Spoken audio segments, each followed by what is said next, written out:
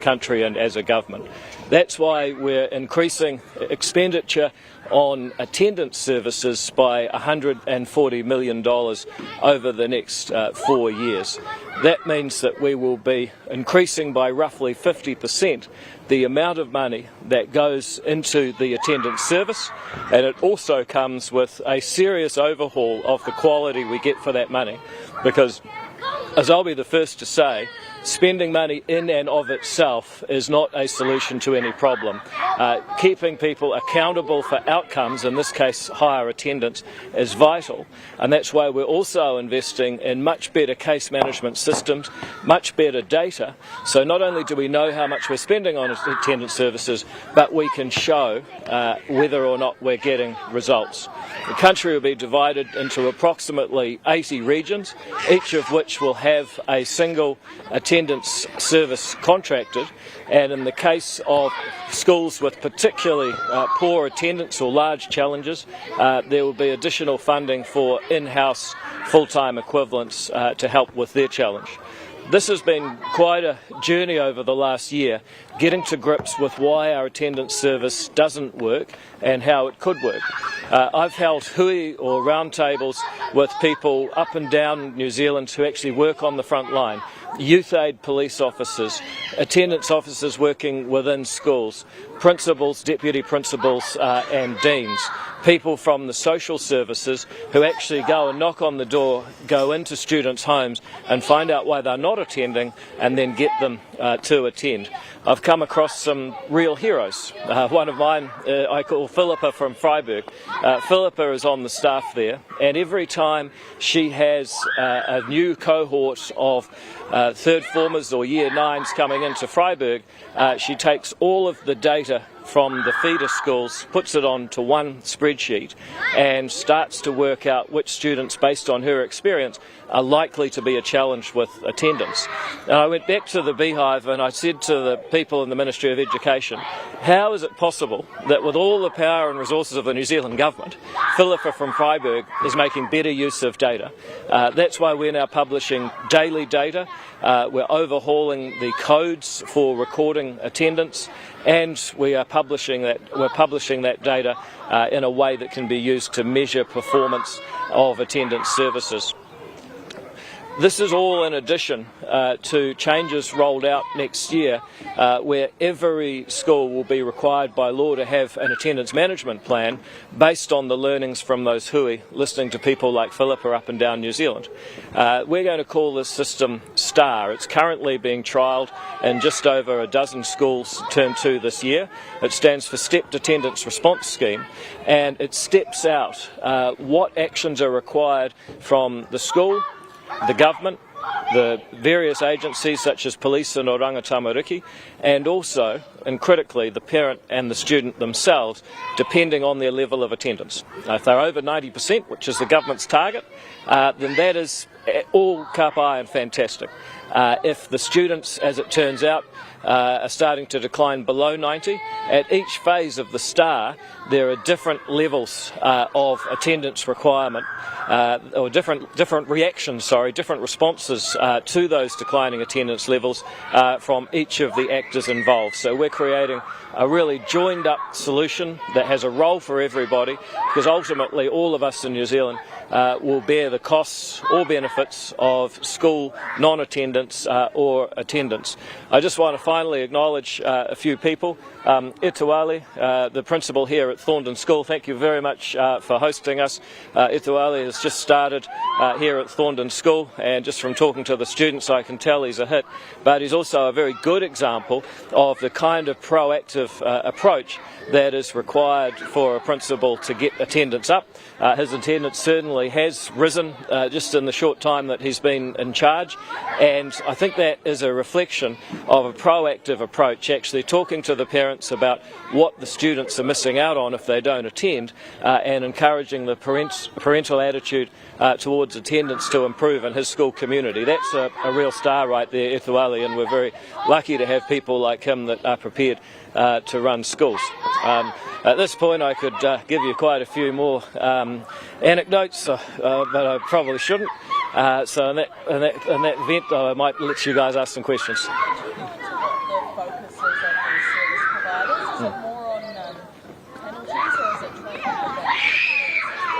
Look, we've been very clear that penalties are a part of the mix, but they only work for a small portion of people who are a won't rather than a can't. So yes, if you persistently don't send your children to school, you could be fined, and I suspect we'll see some of that towards the back end of this year. However, I don't want to overemphasise penalties. Oftentimes, it's actually just barriers. You know, I've had examples where a student's been playing PlayStation all night. The youth aid police officer actually went around and confiscated it. And I said to this cop, I'm no legal expert, aren't you guys supposed to actually stop theft? And he said, well, actually the parents asked me to do it because they needed to take control of the situation in their own home. I can see the ministry staff nodding along here. Pretty extraordinary stuff, but it's about case by case working through each barrier. Sometimes it will be that a student has fallen behind in their schoolwork and as a result they feel embarrassed about going back to school, so there needs to be a plan to reintegrate them and keep them there. So there is no one particular reason. There's certainly at one end of the scale parents taking their students out of school so that they can get cheaper fares to go to Fiji. At the other end of the scale, there's parents taking kids out of the school so that they can look after their siblings because they don't have a lot of money. So the focus of the attendance services, there's no one big hit. It's about having people that can go out into the community, like the Philippas of the world, like the Joes from Burnside, the heroes that I've met up and down this country who really are making a difference. Yeah, so the way this funding is going to be allocated is based on the attendance challenge they face. So this school, Thorndon, actually doesn't make use of attendance services. They've got a very good principal, their attendance is improving, they've got a community that is relatively focused on education.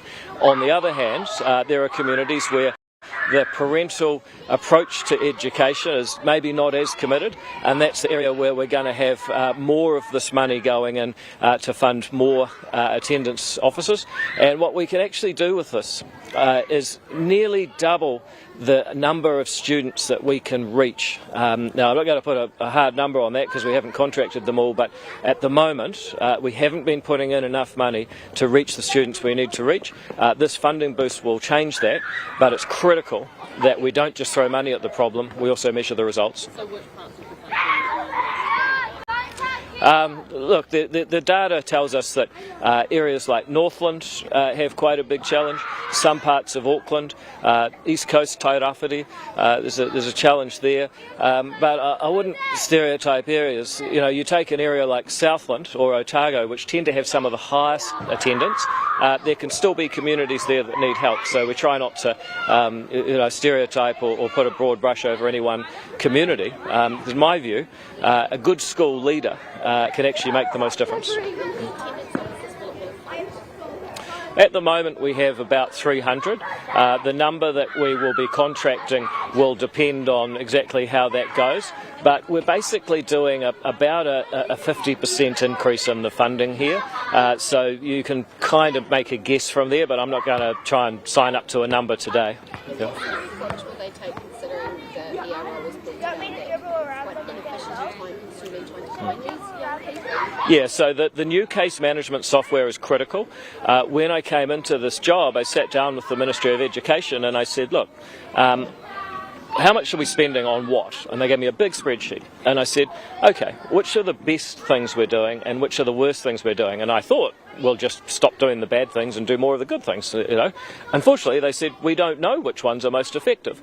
So being able to have good case management software, track the students, reduce the time looking for them. We're also going to have memorandums of understanding across the different government departments, because when I've gone out to communities where this really works, for example, in East Auckland, I was out at Glen Innes School, and they have a great cop, codename Blocker, Reece Smith, with. They've got a really good principal, they've got a good attendance officer working within the school, but they also talk to the people at MSD and Kāinga Ora, who sometimes will say, well, actually, that family moved out 2 months ago, which saves them time looking for them. So this whole STAR system of cooperation is really trying to replicate across the country the examples of school communities I've found that are doing this well. On the STAR you mentioned that would be rolled out, when the trials are over? Well, we're rolling it out at the start of next year. The trial's on now. Yeah. And what about parents? Look, I was just talking to Etuali, who I rate as a top principal. I've just met him, but I know he's a great principal. And, I asked him, you've been a principal and a teacher for 23 years. What's the biggest thing that you've seen shift in your career? And he said it's the value the wider community places on education. And so, I'm not here to lecture and hector, but just observe the fact that when you talk to people who are expert and devote their life to this business, what they'll tell you is that the biggest thing that's changed, and the reason education attendance has declined in the last decade or more, is the approach of the wider community, including parents. Well, first of all, we get out here and just lay the facts out. Under the previous government, there were many scandals of not revealing the attendance data. Now, if the Ministry of Education gives me the data, they say, what do you want to do with this, Minister? I say, I don't know, give it to the public. I mean, they paid for it and they have to live with the consequences of it. So we're totally open and transparent about the data. I can tell you that yesterday in New Zealand, 85.9% of students were at school. I can break that down by region, I can break that down by EQI. We put it out there, we encourage media to really publish this every day if you like. We also are doing public information messaging, so we're putting money into that separate from this. That continues, and what that looks like is, for example, social media campaigns that are locally driven. So you might see a local sports star saying, look, I went to school, it helped me get where I wanted to get, I believe that this is actually I believe that this is something you should do. So, information, data, attendance services, right across the board, we're trying to promote the idea of educational attendance. Yeah.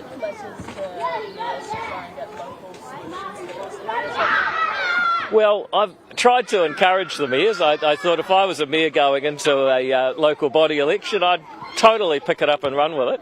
But we've got some responses that maybe the people in those communities need a new mayor. I don't know. Any areas in particular?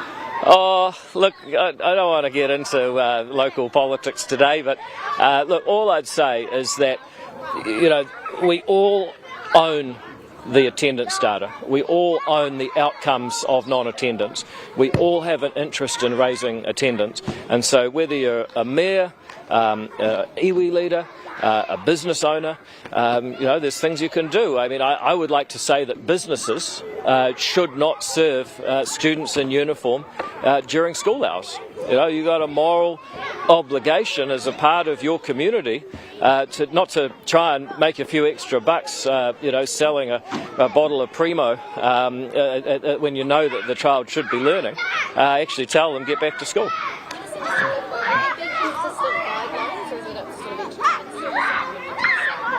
We're really going with standardization. I mean, what we found is, really disproportionate amounts of funding, really massive differences in the quality of attendance service when we sent Aero to evaluate them last year.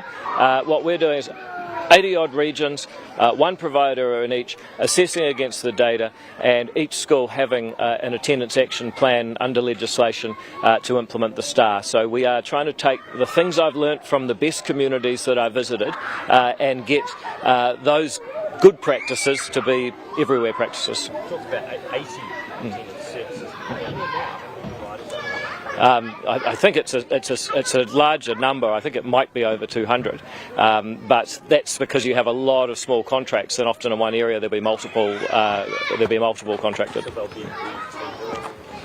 Yeah, so this won't kick in until the start of next year, but we're going to have a much different scenario from what we face now. Because look, the fact is, Aero told us what you're doing is not working.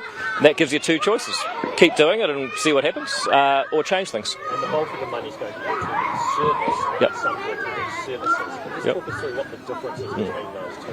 Yeah, so the attendance services are particular organisations in each region that will have these contracts, but we're also putting money direct to schools so that they can hire people, and that's going to be the schools, about 170 odd, that have real challenges around attendance. I think the most important thing is that where there's greater need, we put greater resource. What we've done in the past hasn't been entirely proportional, so in school for really acute problems, access to an attendance service in your region for every school.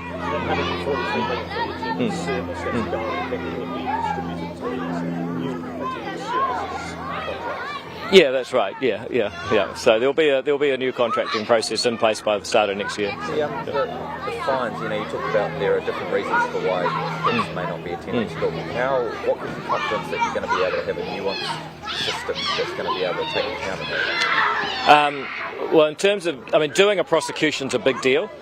Schools don't necessarily want to do it. They want the ministry to assist them. We've asked the schools to tell the ministry if they'd like to take a prosecution, but you actually are going to have to demonstrate and go through court and show that this is not a can't, this is a won't. And in the case of a group of people or a group of parents or a parent perhaps, who's had every opportunity, they've been told school's important, they've had barriers removed, and they've just said, you know what, we don't think school's important. Well, actually, it is important for that child, and at some level, the obligation for that child to get an education is as important, if not more important, than perhaps some other things they'd like to do. Yes, but how do you know the system's going to be able to factor in a nuance of kids staying at home to look after siblings versus, how are they going to be able to do Well, you wouldn't take a prosecution to court if you knew the defence was going to be, we physically, financially have no other alternative. That would, first of all, be unlikely to succeed legally. But second of all, what problem would it solve? Whereas if you have people who, could but don't, then I think the prosecution can send the right message. Have you got predictions on how many instances, might end up in court? We don't. I imagine that it's going to be quite a small thing. As one youth aid police officer said to me, you don't need to we don't prosecute everyone as police, but we prosecute enough people that people are aware that it's an issue. And I think that basic approach is the right one. Just to clarify, you say that businesses shouldn't sell to kids in uniform, blanket, period? Yeah, I don't think if you're running a business and you're trying to make money out of children that should be at school, I think business does come with some moral obligations. You're part of a community. That's how I do it. Kids can get out of they can get out of school at lunchtime and can go to shops and stuff like that. I think seem like a very workable kind of approach. Well, I do actually trust people to use some common sense. If you happen to be a business owner next to a school and you know that the students are allowed out at lunchtime to come to your business, then you could probably make a judgment call and say that's okay. If it's 2 o'clock and you know that school's in session and you know that they should be at school, then you should also make a judgment call and say that's not okay. So we can, this is a country of, nearly 5 million adults. We can sometimes trust the people to get stuff right. All right. Well, folks, we've got no more questions. I'm really grateful for you coming out. I hope that the B-roll was worthy, and we'll catch you all again. Thank you very much. Thank you.